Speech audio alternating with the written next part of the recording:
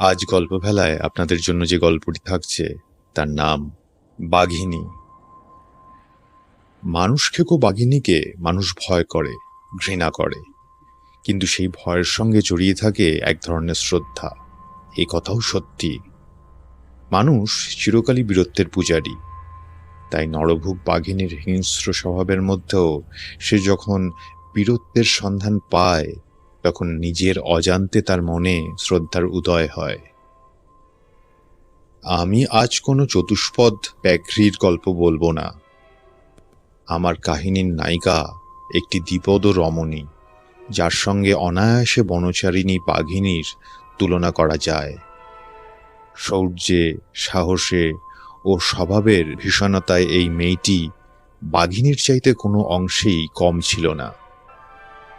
আজকের কথা নয়, অষ্টাদশ শতাব্দীর ইতিহাস থেকে সংগ্রহ করা হয়েছে আমাদের নায়িকার কাহিনী। তবে এই কাহিনী শুরু করার আগে জুলুদের কথা একটু বলা দরকার। আফ্রিকার অধিবাসী এই জুলু জাতি সাহস ও বীরত্বের জন্য বিখ্যাত। কেবলমাত্র বর্শা ও তরোয়ারি সম্বল করে জুলুরা আগ্নেয়াস্ত্র সজ্জিত শ্বেতাঙ্গদের বিরুদ্ধে যুদ্ধ ঘোষণা করেছে বারংবার। রাইফেল ও মেশিন গানের কল্যাণে শ্বেতাঙ্গরা যুদ্ধে জয়লাভ করেছে বটে, কিন্তু তারাও স্বীকার করতে বাধ্য হয়েছে যে জুলুদের মতো নির্ভীক যোদ্ধা ইউরোপেও নিতান্ত দুর্লভ। এই জুলু জাতির একটি মেয়েকে নিয়েই আমাদের কাহিনী। জয়েদি নামক এই জুলু সর্দারের গৃহিণী ছিল নজমবাজি, আমাদের বর্তমান কাহিনীর নায়িকা। অষ্টাদশ শতাব্দীর শেষ ভাগে জুলু জাতির ইতিহাসে আবির্ভূত হলেন এক প্রচণ্ড পুরুষ, রাজা উশকা। একাধিক পুস্তকে তার নামটিকে সংক্ষিপ্ত করে শকা নামে অভিহিত করা হয়েছে, আমরাও তাই বলবো। এই রাজা শকার কোপ দৃষ্টিতে পড়ল জয়েদি সর্দার এবং তার স্ত্রী নজমবাজি। জয়েদি পালিয়ে বাঁচল, কিন্তু নজমবাজিকে শকার সৈন্যরা গ্রেপ্তার করে ফেলল। রাজা শকার তখন দৌর্দণ্ড প্রতাপ। যুদ্ধের পর যুদ্ধে জয়ী হয়েছেন শকা। রণডঙ্কা বাজিয়ে যেদিক দিয়ে ছুটে গেছে তার সেনাবাহিনী, সেই দিকেই ধরিত্রীর বুকে লম্বমান হয়েছে অগণিত মানুষের রক্তাক্ত মৃতদেহ। এমন একটি মানুষের সম্মুখীন হলে অনেক সাহসী পুরুষের বুকের রক্ত জল হয়ে যায়। কিন্তু নজমবাজিকে যখন বিচারের জন্য শকার সামনে নিয়ে আসা হলো, তখন তার চালচলনে ভয়ের আভাস ছিল না কিছুমাত্র। গর্বিত পদক্ষেপে রাজার সম্মুখে এসে দাঁড়ালো রমণী। তার জ্বলন্ত চোখের দৃষ্টিতে নেই আতঙ্কের ছায়া, রুদ্ধ আক্রোশ ও ঘৃণায় দপদপ করে জ্বলছে বন্দিনীর দুই চক্ষু। রাজার দিকে তাকিয়ে চিৎকার করে উঠল নজমবাজি। জুলু জাতি এবং তাদের রাজা শকাকে উচ্চস্বরে সে অভিশাপ দিতে লাগলো বারংবার। সমবেত জুলুদের মধ্যে অনেকেই ভীত হলো। মারামারি কাটাকাটি করতে জুলুরা ভয় পায় না, কিন্তু ভূত, প্রেত, মন্ত্রতন্ত্র সম্পর্কে তাদের আতঙ্ক অপরিসীম। নজমবাজি ডাকিনী বিদ্যায় সিদ্ধ, তাই সকলেই তাকে ভয় করত যমের মতো। কিন্তু রাজা শকা অন্য ধরনের মানুষ। আততায়ীর তরবারি এবং ডাকিনীর মন্ত্র তার কাছে সমান উপহাসের বস্তু। শরীরী বা অশরীরী কোনো জীবকেই তিনি পরোয়া করতেন না। শকা বন্দিনীকে চুপ করতে বললেন। তিক্তস্বরের নজমবাজি বলল, বিচারের রায় আগে দিয়ে দাও রাজা, পরে না হয় বিচার করো। ফলাফল কি হবে তা তো জানা আছে, মিছিমিছি সময় নষ্ট করে লাভ কি? রাজা শান্তস্বরে বললেন, আমি তোমার বিচার করছি বটে, তবে তোমার কথাগুলো আমায় শুনতে হবে। আমি ন্যায় বিচার করতে চাই। তোমার একটি সাধারণ ছোট্ট কথার জন্য হয়তো আমি সিদ্ধান্ত পরিবর্তন করতে পারি। বিচার শুরু হলো। নজমবাজির বিরুদ্ধে রয়েছে নরহত্যা ও ষড়যন্ত্রের অভিযোগ। একটি নয়, দুটি নয়, 30টি মানুষকে নাকি হত্যা করেছে নাজমবাজি। শুধু হত্যা করেই সে খুশি হয়নি, নিহত লোকগুলির মুন্ড নিয়ে সে ঝুলিয়ে দিয়েছে তার কুটিরের দেয়ালে দেয়ালে। বন্দিনী অভিযোগ অস্বীকার করল না। দৃপ্ত কণ্ঠে সে বললে, হ্যাঁ, আমি ওদের হত্যা করেছি, ওদের মুন্ডগুলো নিয়ে আমার ঘর সাজিয়েছি। শকা প্রশ্ন করলেন, কেন? উত্তর এলো, ক্ষমতা লাভ করার জন্য। আমি ডাকিনী বিদ্যায় সিদ্ধ হয়েছি, ওই মুন্ডগুলি আমার দরকার। শকা গম্ভীর স্বরে বললেন, ভালো ভালো, কিন্তু ওহে ডাইনি, বলো দেখি, তোমার ডাকিনী বিদ্যা কি তোমাকে বাঁচাতে পেরেছে?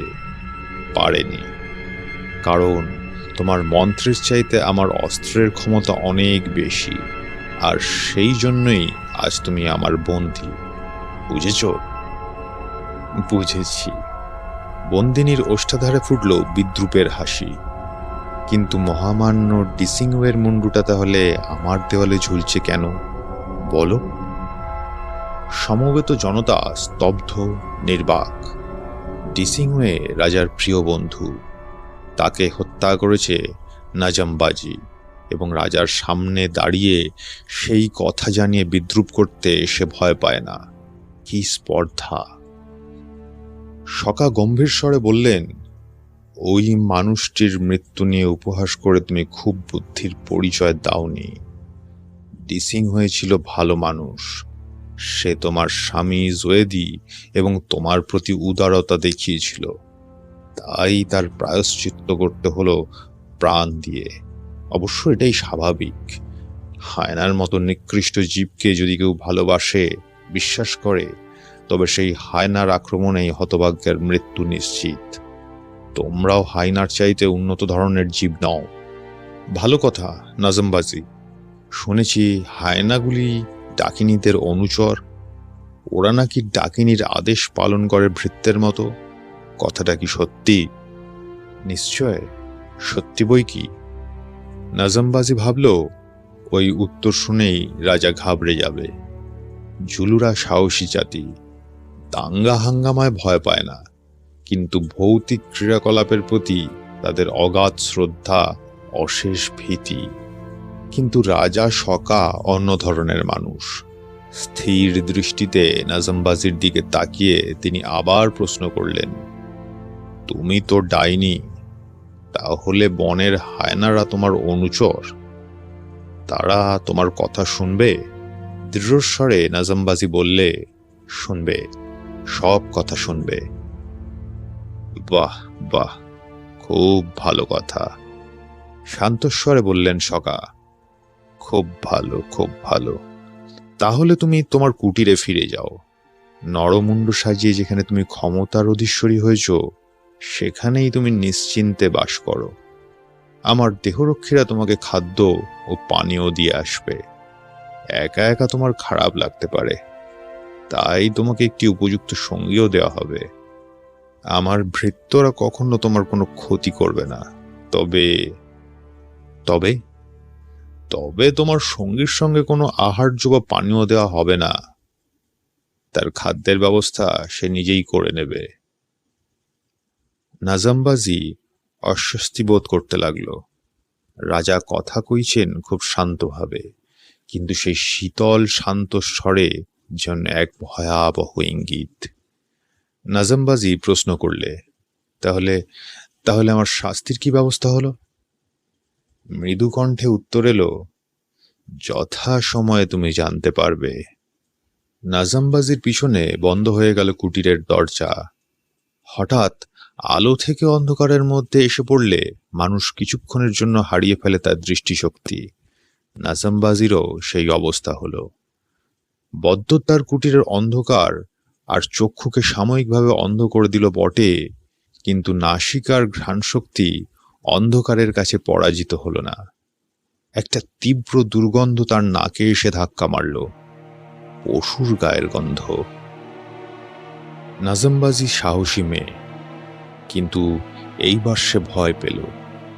যে অজানা জীবটা ঘরের মধ্যে রয়েছে, তার জান্তব চক্ষু নিশ্চয়ই অন্ধকারের মধ্যেও সবকিছু দেখতে পাচ্ছে, কিন্তু নাজামবাজির দৃষ্টিশক্তি এখনো আধারের জবনিকা ভেদ করে তাকে আবিষ্কার করতে পারছে না। ভয়ের কথা বই কি। পাথরের মূর্তির মতো বদ্ধ দরজায় সে পিঠ লাগিয়ে দাঁড়িয়ে রইল, নিশ্চল, নীরব। কিছুক্ষণের মধ্যে অন্ধকারে অভ্যস্ত হয়ে উঠল রমণীর দৃষ্টিশক্তি, আর তখনই তার নজরে পড়ল কুটিরের শেষ প্রান্তে প্রায় 20 গজ দূরে মিটমিট করে জ্বলছে একজোড়া অগ্নিময় চক্ষু। তার কণ্ঠ ভেদ করে বেরিয়ে এলো এক তীব্র আর্তনাদ। কি কি কি ওটা?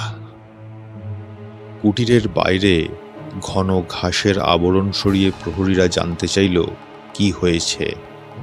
ভীত ত্রস্ত স্বরে নাজামবাজি বারবার প্রশ্ন করল, কি আছে, কি আছে ঘরের মধ্যে? দপদপ করে ওই যে জ্বলছে আর জ্বলছে, ও দুটো কার চোখ? প্রহরীরা সবিনয়ে জানিয়ে দিল, কুটিরের মধ্যে একমাত্র নাজামবাজি ছাড়া অন্য কোনো বস্তু বা ব্যক্তির অস্তিত্ব সম্বন্ধে তারা সচেতন নন। কথা বলার সময়ে প্রহরীরা কুটিরের দেওয়াল থেকে ঘাসের আবরণ সরিয়ে দিয়েছিল। সেই ফাঁক দিয়ে বাইরের আলো কিছুটা এসে পড়ল অন্ধকার কুটিরের মধ্যে। আবছা আলো আধারিতে এবার নাজামবাজির দৃষ্টিপথে ধরা পড়ল একজোড়া জ্বলন্ত চোখের নিচে একজোড়া বিভৎস চোয়াল। দুই চোখের তীব্র দৃষ্টি সঞ্চালন করলে রমণী। অস্পষ্ট আলো ছায়ার মধ্যে দেখা গেল লালা গড়িয়ে পড়তে পড়তে ফাঁক হয়ে গেল সেই চোয়াল দুটি। ঝকঝক করে উঠল দুই চোয়ালের ফাঁকে অনেকগুলো তীক্ষ্ণধার দন্ত। হায়না, একটা পুরুষ হায়না। আবার আর্তনাদ করে উঠল নাজামবাজি। আবার ছুটে এলো প্রহরীরা। সাগ্রহে জানতে চাইল বন্দিনীর ভয়ের কারণটা কি। আলো, আলো, আরো আলো, চেঁচিয়ে উঠল নরমবাজি।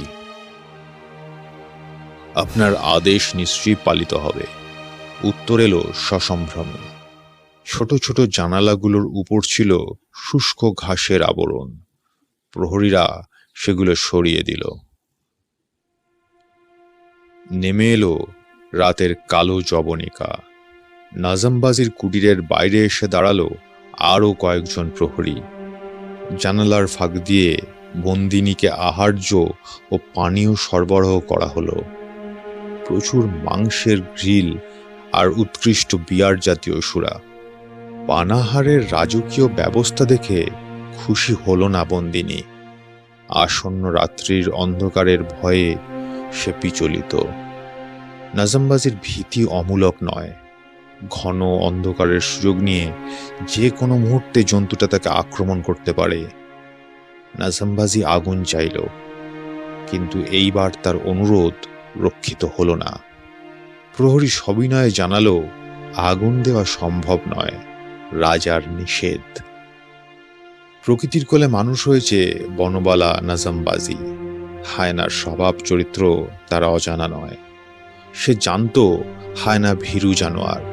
যতক্ষণ জন্তুটা ক্ষুধার জ্বালা সহ্য করতে পারবে ততক্ষণ সে আক্রমণ করবে না, কিন্তু শূন্য উদরে যখন ক্ষুধার দংশন অসহ্য হয়ে উঠবে তখনই মানুষের মাংসের লোভে ঝাঁপিয়ে পড়বে ক্ষুধার্ত সাপদ।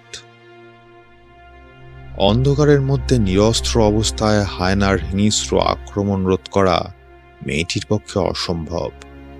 নাজামবাজি বুঝল, হায়নাকে নিজের খাদ্য থেকে কিছু কিছু অংশ যদি দেওয়া যায় তাহলে জন্তুটা তাকে সহজে আক্রমণ করবে না। এক টুকরো মাংস নিয়ে এসে ছুঁড়ে ফেলল হায়নার দিকে। হায়না একটুও দেরি করলে না। টপ করে মাংসের টুকরোটা চেপে ধরল দুই চোয়ালের ফাঁকে। কঠিন দন্তের সংঘর্ষে শব্দ উঠল খটাস। শিউরে উঠল নাজামবাজি। আর তৎক্ষণাৎ বাতায়ন পথে ভেসে এলো প্রহরীর কণ্ঠস্বর, ওকে খাদ্য দেওয়ার হুকুম নেই। আপনি যদি আদেশ অমান্য করেন তবে আপনাকেও ভবিষ্যতের খাবার দেওয়া হবে না। নাজামবাজি বুঝল প্রহরীর কথা না শুনলে উপবাস অনিবার্য। অনাহারে দুর্বল হয়ে পড়লে আরও বিপদ। সে মাংসের টুকরোগুলিতে মনোনিবেশ করলে, খাওয়ার পর আকণ্ঠ সুরাপান করলে সে। গুরু ভোজনের পর সুরার প্রভাব তার চোখে এনে দিল নিদ্রার আবেশ। কিন্তু নাজামবাজি জানত, অন্ধকার কুটিরের মধ্যে ক্ষুধার্ত হায়নার সামনে ঘুমিয়ে পড়লে সেই ঘুম আর ভাঙবে না কোনো দিন। রমণী প্রাণপণে জেগে থাকার চেষ্টা করতে লাগলো। হঠাৎ তার মনে পড়ল, শুধুমাত্র হাড় চিবিয়ে হায়না ক্ষুধা নিবৃত্তি করতে পারে। মাংসাশী পশুদের মধ্যে হায়নাই একমাত্র জীব যে মাংসহীন অস্থি থেকে খাদ্যরস সংগ্রহ করার ক্ষমতা রাখে। কুটিরের দেওয়াল থেকে নাজামবাজি একটি নরমুণ্ড নিয়ে ছুঁড়ে ফেলল দূরে। একটু পরেই কুটিরের মধ্যে জাগল এক ভয়াবহ শব্দের তরঙ্গ। কটমট কটমট কটমট। কঠিন সদন্তের নিষ্পেষণে ভেঙে যাচ্ছে অস্থিসার নরমুণ্ড। ভয়ে ভয়ে জেগে রইল নাজামবাজি। একবারও সে চোখ বন্ধ করলে না। হায়না অবশ্য একবারও আক্রমণের চেষ্টা করেনি। শুকনো হাড় চিবিয়েই সে সন্তুষ্ট থাকল।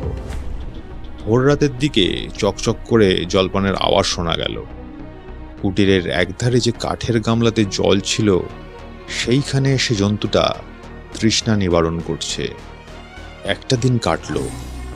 দুপুর 11টার সময়ে প্রহরী নিয়ে এলো মাংস ও সুরা।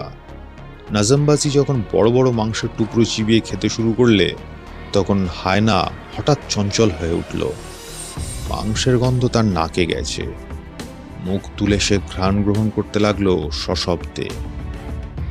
নাজামবাজি কয়েকটা নরমুণ্ড দেয়াল থেকে তুলে নিল। এবার সে মুণ্ডগুলি নিক্ষেপ করতে লাগলো জন্তুটাকে লক্ষ্য করে। বিয়ারে চুমুক দিতে দিতে মেয়েটির নেশা চড়ে গেল। সে চিৎকার করে হায়নার দিকে ধেয়ে গেল। জন্তুটা ভয় পেয়ে ছুটতে শুরু করলে।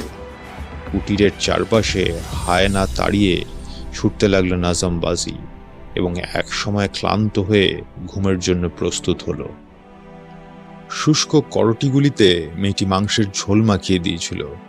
এমন লোভনীয় খাদ্য ফেলে হায়না নিশ্চয়ই আক্রমণে ঝাঁপিয়ে পড়বে না, এই ছিল তার আশা। সূর্য অস্ত গেল। প্রহরীরা খাদ্য নিয়ে ডাকাডাকি করতে লাগলো। একটি লম্বা ঘুম দিয়ে উঠে বসল নাজামবাজি। এবার কিন্তু খুব বেশি খাদ্য গ্রহণ করলে না সে। সুরাপান করল খুব অল্প পরিমাণে। তারপর প্রস্তুত হলো রাত্রি জাগরণের জন্য। রাত কাটল। শুষ্ক অস্থিসার নরমুণ্ড ভোজন করলে হায়না। বিনিদ্র চোখে জেগে রইল নাজামবাজি। মাঝে মাঝে মেয়েটি চিৎকার করে উঠছিল, কিন্তু হায়না সম্পূর্ণ নীরব। শুধু নিক্ষিপ্ত কঙ্কাল করটির উপর তার দাঁতের বাজনা বেজেছিল কর্মর শব্দে। পরের দিনটাও কেটে গেল এবং পার হয়ে গেল আরও একটি রাত। তার পরের দিন সকালবেলা খুব বেশি পরিমাণেই মাংস ভোজন করলেন নাজামবাজি। তারপর প্রচুর সুরাপান করে নিদ্রা কাতর দেহে লম্বমান হলো মাটির উপর। সূর্য অস্ত গেল। নাজামবাজির ঘুম ভাঙল না। কুটিরের মধ্যে ঘন হয়ে এলো অন্ধকার। নাজামবাজি তখনও গভীর নিদ্রায় মগ্ন। অসহ্য যাতনায় আর্তনাদ করে জেগে উঠল নাজামবাজি। এক লাফে শিকারের সামনে থেকে সরে গেল হায়না। তার মুখ থেকে ঝুলছে শ্রীমতী নাজামবাজির একটি পদপল্লবের অর্ধেক অংশ। আহত রমণী চিৎকার করে প্রহরীকে ডাকল। প্রহরী সাড়া দিতেই সে জানালো একটা গাছের ছালের ব্যান্ডেজ, কিছু মাকড়সার জাল আর জই জাতীয় গাছের পাতা তার এখনই দরকার। প্রহরী তৎক্ষণাৎ প্রস্থান করলে। খুব অল্প সময়ের মধ্যেই সে ফিরে এলো। নাজামবাজি যা যা চেয়েছিল সবকিছুই তাকে দেওয়া হলো। উপরন্তু সে পেল একটি ধারালো বর্ষা। প্রহরী জানালো তার বীরত্বে মুগ্ধ হয়ে মহারাজ শকা বল্লমটা তাকে উপহার দিয়েছেন। অস্ত্র হাতে পেয়ে উৎফুল্ল হয়ে উঠল মেয়েটি। রক্তাক্ত পাটিকে সে ভালোভাবে বাঁধল। তারপর প্রহরীর কাছে খাদ্য চাইল। অন্যদিনের মতো আজ সে পরিমিত পানাহার করল না। প্রচুর পরিমাণে মাংস উদরস্থ করে সে বিয়ারের পাত্রে চুমুক দিল। আকণ্ঠ মদ্যপান করে সে সোজা হয়ে বসল। তারপর হুকুম করল কুটিরের বাইরে যেন আগুন জ্বেলে দেওয়া হয়। অনুরোধ রক্ষিত হল। কুটিরের পাশ থেকে ঘাসের আবরণ সযত্নে আরো কিছুটা সরিয়ে নিল প্রহরী। ফলে বাইরের জ্বলন্ত আগুনের আলোতে কুটিরের আধার মাখা অন্তঃপুরে জাগল অস্পষ্ট আলোর আভাস। নাজামবাজি আবার তন্দ্রাচ্ছন্ন হয়ে পড়েছিল। আচম্বিতে সে অনুভব করলে তার আহত পায়ের উপর তীক্ষ্ণ দন্তের করাল স্পর্শ। হাতের বল্লম তুলে ধরার আগেই মেয়েটির পায়ের ডিম থেকে এক কামড়ে খানিকটা মাংস তুলে নিয়ে সরে গেল হায়না। ঘরের মধ্যে তখন বিরাজ করছে নিরেট অন্ধকার। বাইরে আর আগুন জ্বলছে না। নাজামবাজি চিৎকার করে প্রহরীদের আগুন জ্বালতে বললে। আদেশ পালিত হলো তৎক্ষণাৎ। জানালার ফাঁকে ফাঁকে জ্বলন্ত মশালের আলোতে নাজামবাজি তার ক্ষতবিক্ষত পাটিকে ভালোভাবে পর্যবেক্ষণ করলে। তারপর ব্যান্ডেজ বাঁধল খুব নিপুণ হাতে। তখন তার চলার ক্ষমতা আর ছিল না। এক হাতে বর্শা উঁচিয়ে কোনো মতে সে হায়নাটির দিকে এগিয়ে যাওয়ার চেষ্টা করলে। খুব সহজে উদ্ধত বর্শাটিকে এড়িয়ে সরে গেল হায়না। শ্রান্ত অবসন্ন দেহে দেয়ালে পিঠ দিয়ে বসে পড়ল নাজামবাজি। তার পায়ের ক্ষত থেকে বেশ কিছু রক্ত ঝরে এক জায়গায় মাটির উপর জমেছিল। হায়নাটা সেই রক্ত পান করল। তারপর ধীরে ধীরে এগিয়ে এসে নাজামবাজির মুখের উপর ক্ষুদিত দৃষ্টি মেলে চেয়ে রইল। বর্ষার খোঁচা মারার উপায় ছিল না। জন্তুটা ভারী শয়তান। উদ্যত বর্ষার নাগালের মধ্যে একবারও পা বাড়াল না সে। কেবল তার দুই জ্বলন্ত চক্ষুর নির্বিশেষ দৃষ্টি ক্ষুধার্ত আগ্রহে লেহন করতে লাগল রমণীর সর্বাঙ্গ। অকস্মাৎ অন্ধকার রাত্রির স্তব্ধতা ভঙ্গ করে কুটিরের মধ্যে জাগল এক ভয়াবহ অট্টহাস্য।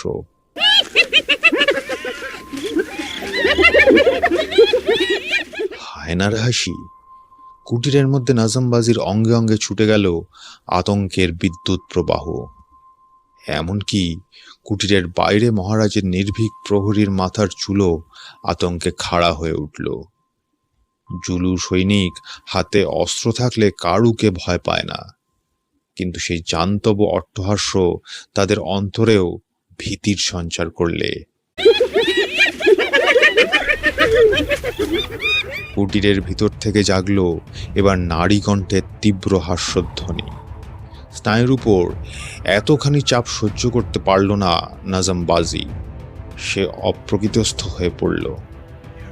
অতর্কিত আক্রমণ করলে হয় না। বিদ্যুৎ বেগে ঝাঁপিয়ে পড়ে সে মেয়েটির পায়ে কামড় বসালো। সজোরে বর্ষা চালনা করল নাজামবাজি। স্যাঁত করে সরে গিয়ে জন্তুটা আত্মরক্ষা করলে এবং মেয়েটি সাবধান হওয়ার আগেই দুই চোয়ালের বজ্রদংশনে চেপে ধরলে বর্ষা ফলক। পরক্ষণেই এক টান মেরে হায়না অস্ত্র ছিনিয়ে নিল। নাজামবাজি বুঝল নিরস্ত্র অবস্থায় আর সে আত্মরক্ষা করতে পারবে না। মৃত্যু তার নিশ্চিত। সে আর আর্তনাদ করলে না, দৃঢ়স্বরে হাঁক দিল, প্রহরী। উত্তর এলো, আদেশ করুন। আমি আর একে ঠেকিয়ে রাখতে পারছি না।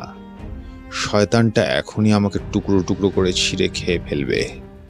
রাজাকে জানিও নাজামবাজি জীবনে কখনো কাঁদেনি, আজও সে হাসি মুখে মরতে চায়। আমার অন্তিম অনুরোধ, এই কুটিরে যেন আগুন লাগিয়ে দেওয়া হয়। শত্রুকে যদি পুড়ে মরতে দেখি তাহলে আমিও হাসতে হাসতে মরতে পারবো। যাও প্রহরী, তাড়াতাড়ি যাও। রাজার অনুমতি আনতে একটু দেরি হলো। ওই সময়ের মধ্যেই বারবার আক্রমণ চালিয়েছে হায়না। কোনো মতে দুই হাত দিয়ে জন্তুটার আক্রমণ ঠেকিয়েছে নাজামবাজি। হায়নার নিষ্ঠুর দাঁত তার শরীরের মারাত্মক স্থানগুলিকে স্পর্শ করতে পারেনি বটে, কিন্তু রাজার আদেশ নিয়ে প্রহরী যখন ফিরে এলো তখন হতভাগিনী মেয়েটির দুখানি পায়ের বেশিরভাগ অংশই হায়নার উদরস্থ হয়েছে। হায়না বুঝেছে তার শিকার দুর্বল হয়ে পড়েছে। হিংস্র দন্ত বিস্তার করে সে আবার আক্রমণের জন্য প্রস্তুত হলো। আর ঠিক সেই মুহূর্তে কুটিরের শুষ্ক আবরণ ভেদ করে উকি দিল জ্বলন্ত অগ্নিশিখা। নাজামবাজির প্রার্থনা পূরণ করেছে রাজা। প্রহরীরা আগুন লাগিয়েছে কুটিরে। দাউ দাউ করে জ্বলে উঠল আগুন। সভয়ে আর্তনাদ করে উঠল হায়না। কুটিরের অভ্যন্তরে জাগল নারী কণ্ঠে তীব্র হাস্যধ্বনি।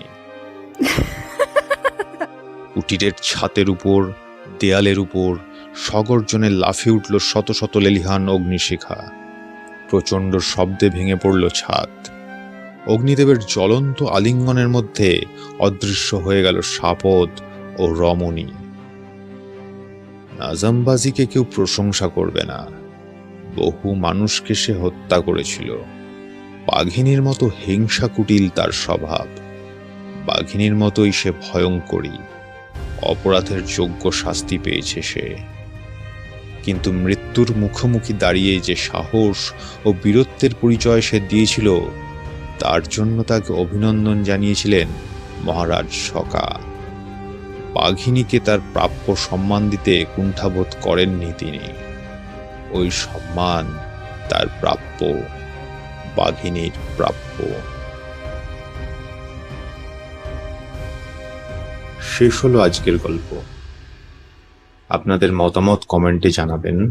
আমাদের উৎসাহিত করতে লাইক, শেয়ার ও সাবস্ক্রাইব করতে ভুলবেন না। ধন্যবাদ।